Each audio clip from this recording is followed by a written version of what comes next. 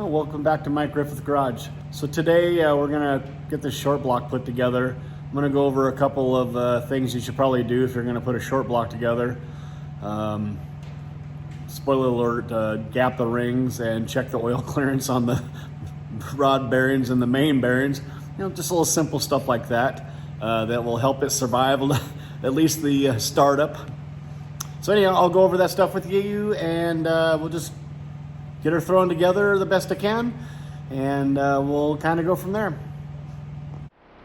All right, guys. So since the last video, got a flex zone, got a piston ring compressor, and so what we're going to go through today is I'm going to go ahead and gap the rings, and so basically show you how to do that. You have to look up the spec for your particular engine. On this particular motor, I believe the spec for the end gap is between 11 and 18 thousandths of an inch. And basically what you do is you put the rings in. As you can see, this is the top ring. And what you want to do is get it in there as square as you can, and then put a feeler gauge in that gap right there. And then slide it in.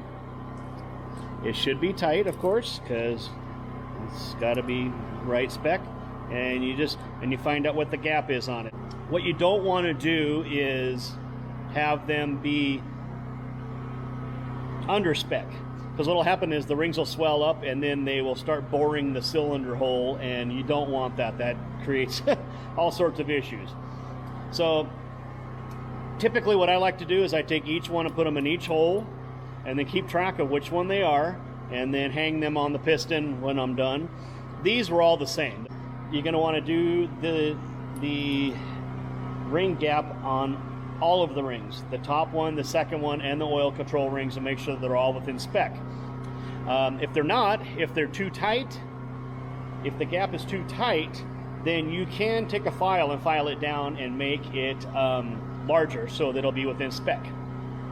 The top ring and the second ring will have a different ring gap too, so don't assume that they're the same. I just looked it up on the interweb, and it'll tell you what the gap's supposed to be. And so once the gaps are all done, then you can go ahead and hang the rings on the pistons, and then they're ready to be installed. All right, so it's time to check the bearings on the bottom end of the motor. This is plastic gauge, as you can see right there. Comes in several different sizes. And so how this stuff works is, I don't know how well you'll be able to see it, but it's got a little green thingy out there. So anyhow, you just cut a little dab of that off and set it on the main. If you can see it, I put one on each one of them.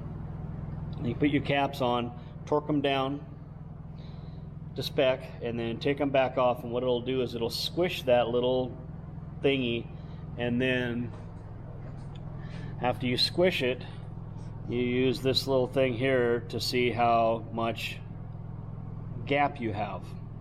Okay, so I torqued them all down, and as you can see the little green line right there, so then what you do is you just take this little doodaddy here, and oops, if you do it the right way, and you line it up like that.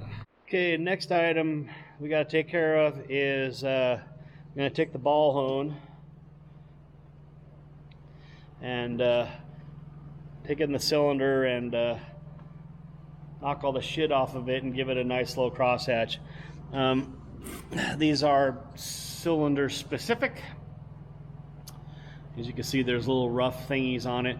So what you want to do is get a bunch of oil on this, and I put a piece of cardboard down. As you can see, I've already honed it. But basically what you want to do is get oil on this thing and just put it in there, and don't let it stop. Just go up and down, up and down, up and down. Basically what you're trying to do is just get a nice little crosshatch in there. I do recommend taking a rag and wiping them out really good before you put this in there, because you don't want to get a piece of garbage in this and then scratch the shit out of your cylinders. But as you can see, they turned out pretty nice. It ain't nothing spectacular. Just put it on a regular old drill and let her eat. And you can see all the yummy shit that comes out of the bottom of that thing. I definitely recommend doing this before you put the bottom end together. Now, I did plastic gauge the crankshaft, but I did take the bearings out before I did this, just in case anybody was wondering. It's time to install the crankshaft before the battery on the camera dies. So the bearings look like this. So make sure to do both ends. Put this in the motor, the block end, and on the rod end. You can only put it on one way. As you can see, there's that little relief there. So you can't really screw that up. It's square peg, square hole.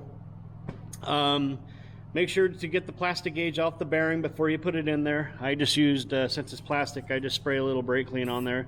And boop, just wash it off like that, boom. Take the assembly lube or something like that. I like to use assembly lube just because that's what its main purpose in life is to lube shit till oil pressure builds up. And use a liberal amount. Do the same procedure on the block end. After you put the bearings in, put the lube in, and then I didn't plan that out very well, did I?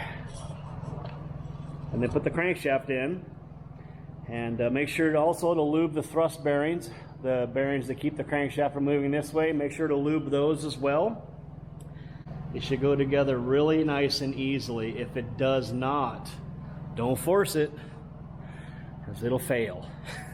This is not shit to mess around with. So once you get this all torqued together, make sure to spin the crankshaft. If it does not spin, and I mean freely,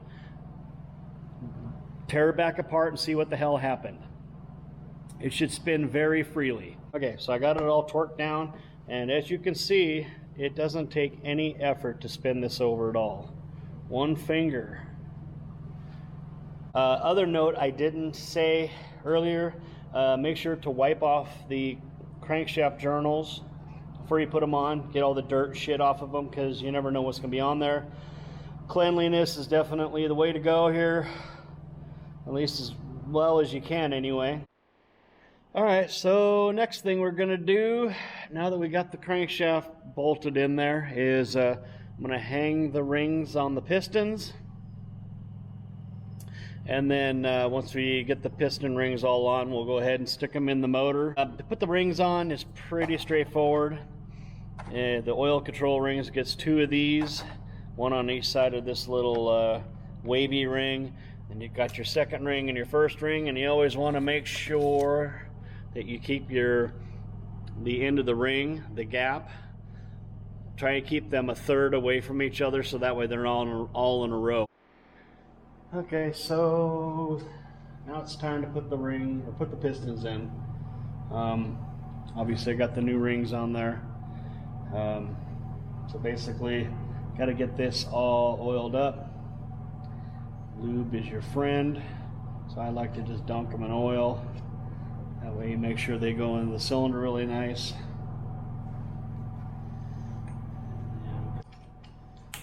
It helps to do this on a flat surface, so that way you can make sure that the piston and the ring compressor are flat. As you can see, you want to use something soft on it, like a piece of wood or a piece of plastic.